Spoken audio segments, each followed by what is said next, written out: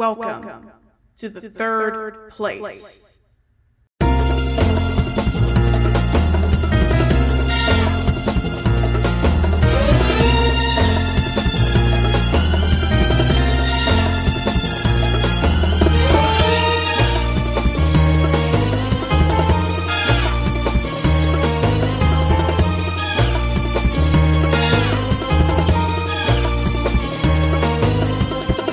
G'day loves, this is Captain Uzume, and welcome to a special episode of Tech Life Without Walls. Today I'm going to show you my PlayStation 2. Now of course the PS2 needs no introduction. It is one of the best-selling consoles of all time, and it's part of the 6th generation, but all the consoles of the 6th generation are all good in their own right. The 6th generation is one of my personal favorite generations of gaming, alongside 5th generation, 7th generation, and the other 4 as well. They're all pretty good. Except for maybe the 8th and 9th, but we're not going to go there. But here is the PS2 Slim. This is an early model. Model number SCPH75001. This is an earlier version of the PS2 Slim. I got this from my local game store for about $109, which is what it typically goes for secondhand, like at your local game store, eBay, or wherever. This is the top thing. You can see the Sony logo, PS2 logo, and what it supports. You can barely see it. That's why I'm holding it up to the light. It plays CDs and DVDs and supports Dolby Digital and DTS. I'm surprised it does not support SDDS or Sony Dynamic Digital Sound, which is Sony's own sound system, but I think that's mainly supported for, audio receivers as well as select movie theaters. Kind of like THX. With it being a Sony product, I'm surprised it doesn't support it, but that's okay. Here we have the front of it. You have 2 memory card slots, of course, which you can use to put in 1 or 2 memory cards. We'll talk about more about those later. 2 controller ports, 2 USB ports. This is a ventilation. And this might be infrared. I think so. And you have the eject button for the disk to open up the disk drive, as well as power and reset. And then you flip to the back. I think these are for like a stand. You have the ventilation right on the bottom and on the top. Ethernet, optical audio out, AV multi-out, and the internal power connector. There's also a hole in the bottom to put a vertical stand so it could stand like this, but I do not have a stand, so it just lays flat like this on my TV stand. And as for accessories, let's start with the memory cards, of course. And this is the first one I got for my PS2. This is a 128 megabyte memory card. This is not an official one from Sony. This is a third-party one from a company called Old School. They also make controllers. And third-party memory cards are okay for a pinch if you need, something to quickly save on your console, but it's not really recommended because some of them corrupt your data, and also there are some that bypass the Magic Gate security. But this one, it works decently. But you're better off getting these. These are the official 8 megabyte memory cards from Sony. These were sent to me by the love of my life, Yui Tachibana. They were getting rid of some of their PS2 stuff, and they sent these to me in the mail. And that was very nice of them. They have a fat PS2. And my friend Ignis, they have a PS2 as well. Theirs is a later model that has an internal power supply, and it uses a standard 2-prong power that the Dreamcast uses. So these memory cards, these were sent by Yuichi, and I thank them very much for it. Yeah, these are the model numbers for the memory cards. SCPH10020, made in Japan. Yeah, you put your own labels on them. These are pretty cool. I love old memory cards like this.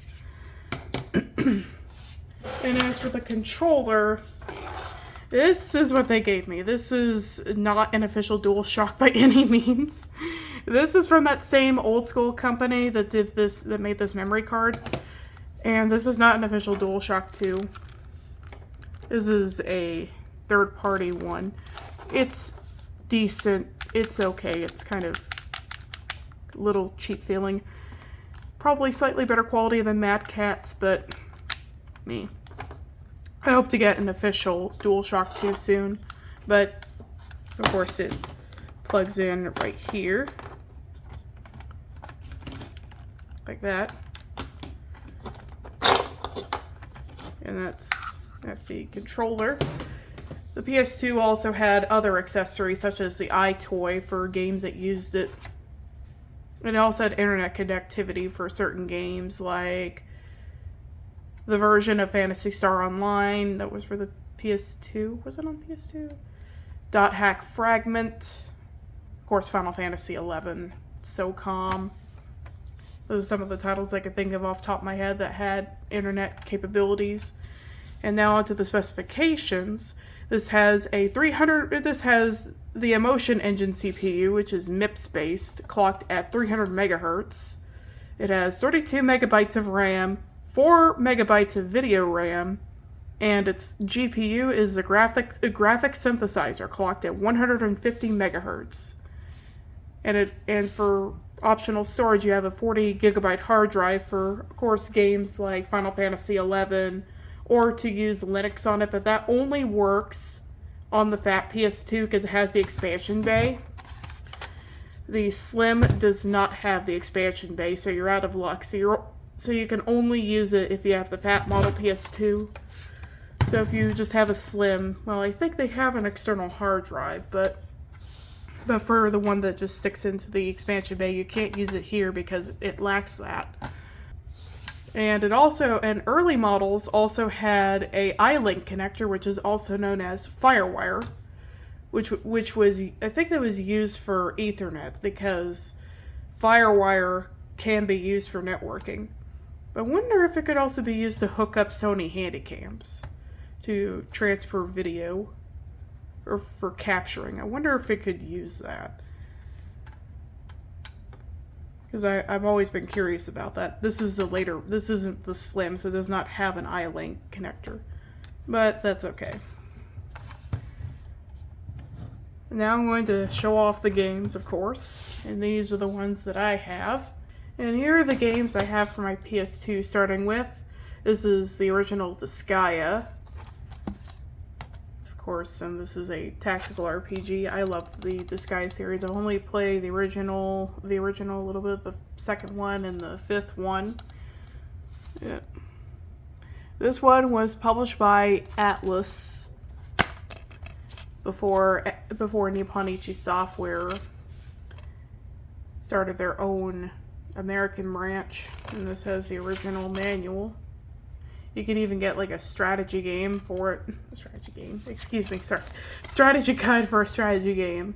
And this was like the registration card, which has never been filled out. And yes, this was published by the same people that made the Shin Megami Tensei series. This division would later become known as Atlus West, of course. And then here is the sequel, Disgaea 2 Cursed Memories, released in 2006. This was published by NIS America themselves. Well, the newly formed American branch of Nipponichi Software. Prior to this, they went through other companies like Atlus. And here's the disc. And then here's the manual, which also has a registration card. You can also get a strategy guide for that. And then this has a advertisement for the Disgaea anime, which that series is actually very underrated. It's actually a pretty good series. Does anyone remember Geneon? They were one of the few anime distributors back then. They distributed a lot of the anime that aired on G4 as part of Anime Unleashed, but that's a story for another time. But Disgaea 2, this one's pretty good. Moving on to, and then we have Ace Combat 4. This is one of the better Ace Combat games. It's also an early PS2 title because this came out in 2001. The PS2 had just come out at the time. And here's the disc. This one does not have a manual. This is the only game in my collection. The only PS2 game in my collection that does not have its original manual. It's no big deal. I can find a copy somewhere, probably on eBay or something. Yeah. And then lastly we have Ace Combat 5. This is the greatest hits version. I know some people do not like greatest hits games, but I don't mind it really. I don't mind it. If it's the only copy of a game for the PS2 you can find, that's fine with me. And here's the disc, and then we have the original manual. Still in good shape. Yep. I played Ace Combat. I suck at it. I need to get better, but that's okay. And these are my PS2 games. So now I'm going to hook this up, turn it on, and see if it works.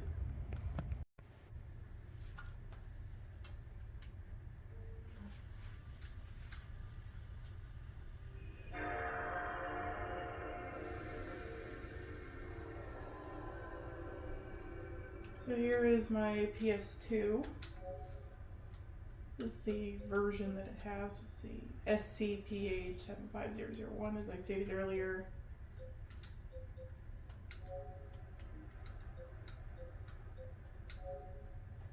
Let's change like the driver and the DVD player and the MAC address as well. Yeah, the clock battery died, which is why it reset the date back to January 1st, 2000. 2 months and 3 days before the console was released in Japan. It's currently, as of the date of this, as of the date and time of this recording, it's May 17th of 2025. And I think it's 7 o'clock p.m. my time currently, so. Yeah, I have it set as RGB, but if I change it to component, it makes it green. I think one of my friends told me about this because of the HDMI cable that I'm using, but we'll probably change it soon. I have it set to RGB for now. You can change it to many different languages. I'm going to change to English, of course, because that's what I speak.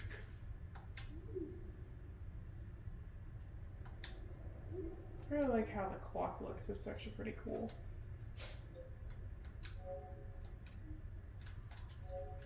I mean to press the version. Yeah, it's only showing one memory card. That's weird. Hold on. So let me fix that. Let me go back to the browser and fix that. There we go. It was just a loose connection. So here's the first card.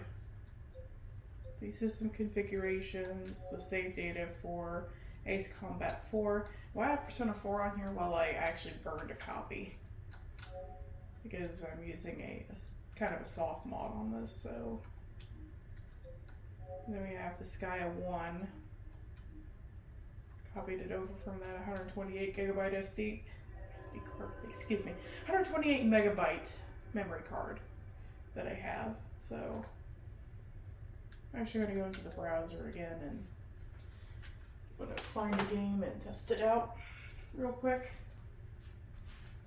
Play a little bit of Skya 1. Pop the disc in. Load it. The HDMI cable out of the way.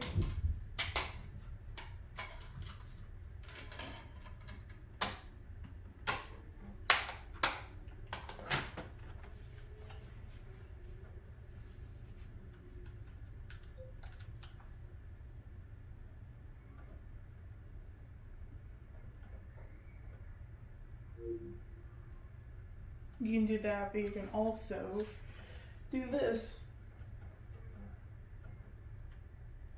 By just resetting the console and let it boot from it. Fun fact, the white cubes that you see in the screen, the boot screen, those are actually models. That's oddly nostalgic, even though I never had a PS2 growing up. Had some neighbors that did, though.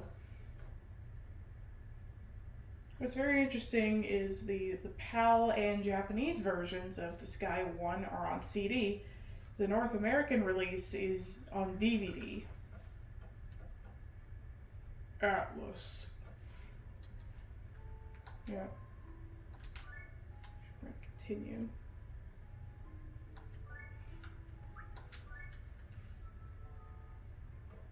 Probably do like a gameplay of this soon once I hook this up to my capture card. Yeah, about this controller, there's a button right here, and it's a turbo button that actually makes the Harl like move really fast, like he's running or something. But if you turn it off, he's just walking normally.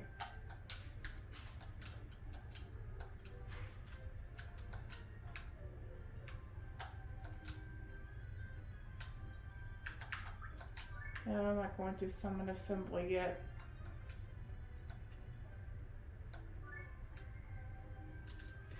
If you're wondering why I have someone named Liz RB in my party, is because I have like a mage and her name is Liz RB after Elizabeth Rose Blood Flame of Hollow Life. There's the zombie guy there.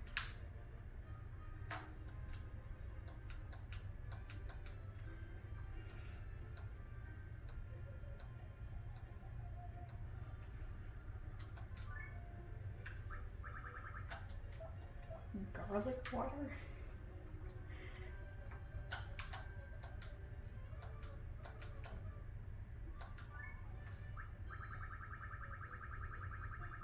Yeah, I don't think I need any of these. I think I'm good.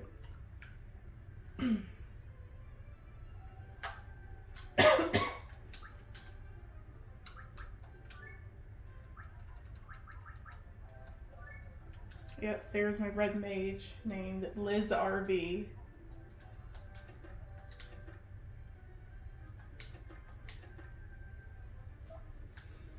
Of course, I'm in the beginning of the game, so I just have Laharl and Etna. Just gonna save here. I'm gonna do like a whole gameplay. Just I was just going through and seeing how it works. And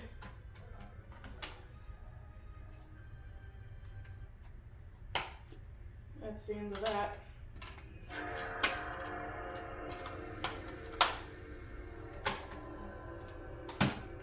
And I hope you all enjoy this video, and more videos will be coming soon, so stay tuned and cheers loves, and I will probably be doing gameplay videos on my PS2 soon, so stay tuned for that.